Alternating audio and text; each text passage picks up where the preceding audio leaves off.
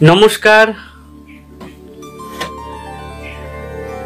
অর্থনৈতিক ভাবে নানা রকম অসুবিধা ও ক্ষতি এরই উপরে আজকে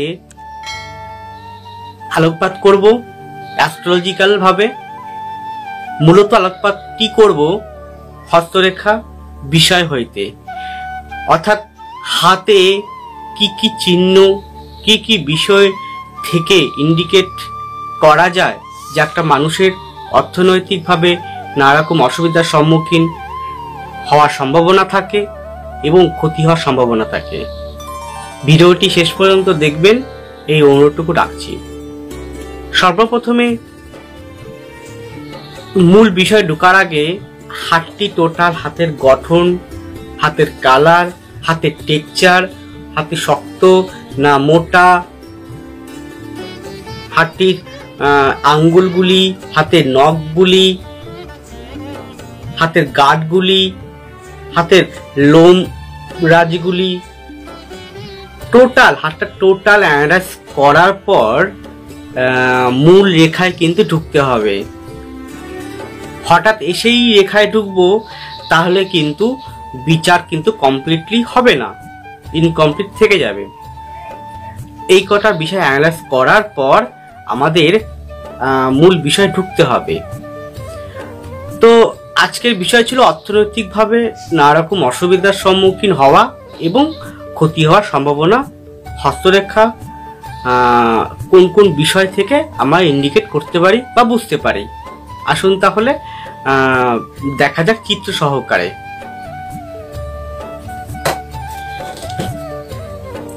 প্রথমত কর্ম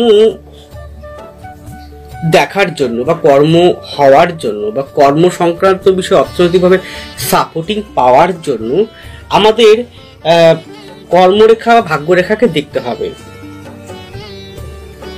এটা আমাদের কর্মরেখা বা ভাগ্যরেখা, মানে এই রেখাটাই কিন্তু আমাদের সমস্ত কিছু ব্যালেন্স তৈরি করে, অর্থাৎ শনির ক্ষেত্রটা কিন্তু আমাদের ব্যালেন্স তৈরি করে। অর্থাৎ ব্যালেন্স যে তৈরি করে তাকে কিন্তু সবল হতে হবে। সে যদি ইনব্যালেন্স হয়ে যায় তাহলে তো সম্মুখীন হতেই হবে আমাদেরকে, না, বিভিন্ন রকম অর্থনৈতিক ভাবে হোক বা যেভাবেই হোক। তো এই ভাগ্যরেখা বা কর্মরেখার ঠিক নিচে অনেকগুলো রেখা নিচ থেকে নেমে যাবে, নিম্নগামী হবে অনেকগুলো রেখা। তাহলে যদি এরকম কোনো জাতকের হাতে যদি যে ভাগ্যরেখা বা কর্মরেখা নিচে এরকম অনেকগুলো রেখা নিচের দিকে নেমে যায়, তাহলে সেই জাতকের অর্থনৈতিকভাবে নানা রকম অসুবিধার সম্মুখীন হওয়ার যোগ তৈরি হবে বা ক্ষতি হওয়ার সম্ভাবনার যোগ তৈরি হয়ে যাবে। এর পরেটা আসছে আমাদের বিচার বুদ্ধি, বাক, আমাদের সিদ্ধান্ত, যে বিষয়টা দেখে সে হচ্ছে বুধ। অর্থাৎ বুধের ক্ষেত্রটিও কিন্তু সুগঠনযুক্ত হতে হবে। কালার গোলাপি অথবা রেডিশ হলে খুব ভালো হয়।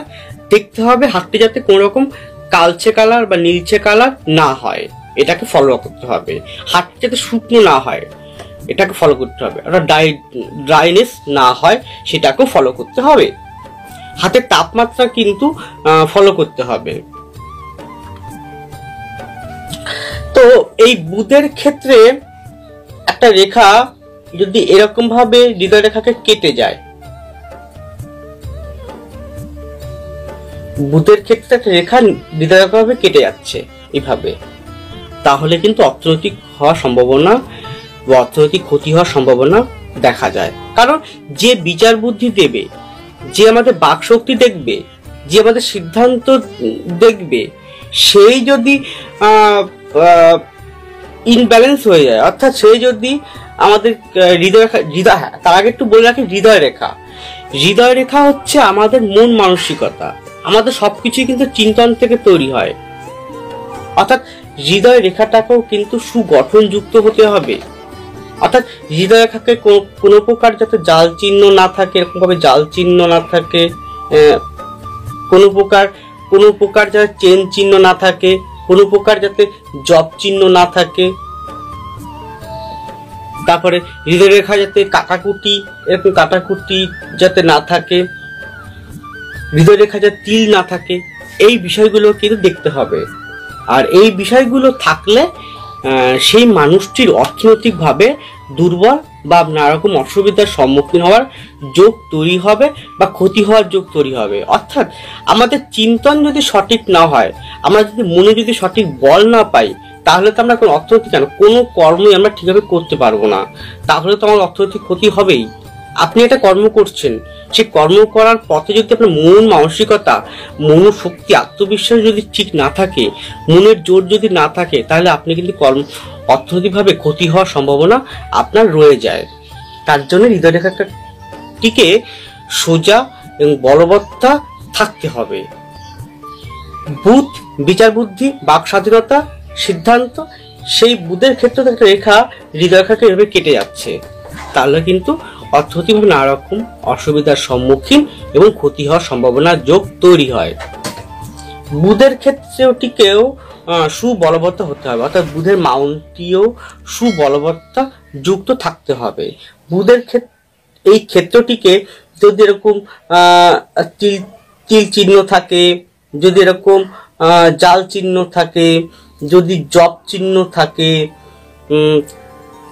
তাহলে কিন্তু অর্থনৈতিকভাবে নানা রকম ক্ষতি হওয়ার সম্ভাবনা রয়ে যায় সেই মানুষটির জীবনে। এইবার আমাদের আত্মাকে সবসময় শুদ্ধ পবিত্র রাখতে হয়। তাহলে আত্মা নাম যশ প্রতিপত্তি দেখে কে? রবি। তার রবির ক্ষেত্রটিকেও কিন্তু সুস্পষ্ট থাকতে হবে। রবি রেখার একটা রেখাটিকে সোজা বলবৎ থাকতে হবে, সোজা সুস্পষ্ট সুগঠনযুক্ত থাকতে হবে। রবির এই আঙ্গুলটির ক্ষেত্রে যে নিচে লম্বা রেখাটি, রবির রেখাটি, এই রেখাটাকে কাটাকুটি বিহীন থাকতে হবে, তিল চিহ্ন বিহীন থাকতে হবে, জপ চিহ্ন বিহীন থাকতে হবে। তাহলে কিন্তু সে মানুষটি অর্থনৈতিকভাবে সবল হবে।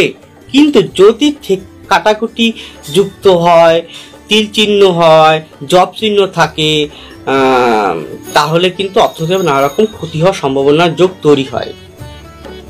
শুক্র থেকে একটা রেখা ডাইরেক্ট রবি রেখা কেটে দিচ্ছে, তাহলে কিন্তু অর্থনৈতিক নানা রকম ক্ষতি হওয়ার সম্ভাবনা দেখা যাবে বা হবে।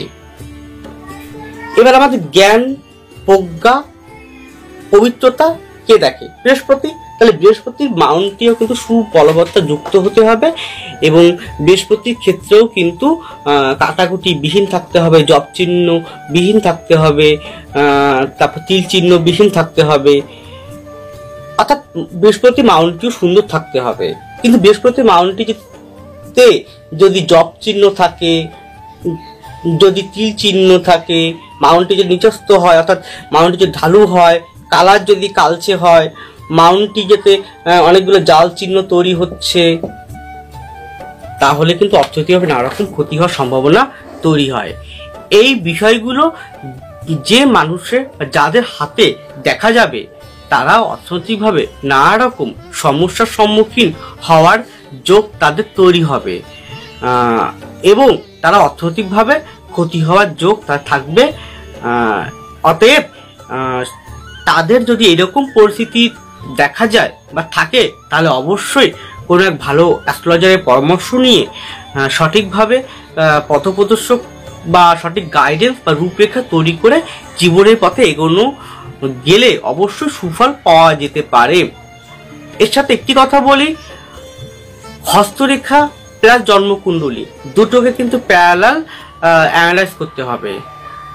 অর্থাৎ হাতে একরকম রয়েছে, জন্মকুণ্ডলিতে আরেক রকম রয়েছে, তাহলে কিন্তু ডিটোয়েশন হবে। অর্থাৎ হাতে যদি একই রকম দেখা যায় অর্থনৈতিকভাবে ক্ষতি হওয়ার যোগ, জন্মকুণ্ডলিতে একই রকম ভাবে দেখা যায় ক্ষতি হওয়ার যোগ, তাহলে কিন্তু অবশ্যই আমরা কনফিডেন্স সহকারে বলতে পারবো সেই জাতকটি অর্থনৈতিকভাবে ক্ষতি হওয়ার যোগ তৈরি হবে। কিন্তু হাতে দেখা যাচ্ছে অর্থনৈতিকভাবে ক্ষতি হওয়ার যোগ সেভাবে নেই, কিন্তু জন্মকুণ্ডলিতে আছে, তাহলে কিন্তু সঠিকভাবে প্রতিকার প্রতিবিধান এবং গাইডেন্স তাকে সেই ব্যক্তিটিকে দিতে পারলে সে অবশ্যই জীবনে সঠিক পথে এগোতে সক্ষম হবে। সুতরাং পাম এবং জন্মকুণ্ডলী দুটোকে প্যারালাল অ্যানালাইজ করার পরে সিদ্ধান্তে আসা উচিত। তাহলে আজকে ছিল এই পর্যন্ত। সকলে ভালো থাকুন, সুস্থ থাকুন, আবারও দেখা হবে। নমস্কার, জয় মাতারা।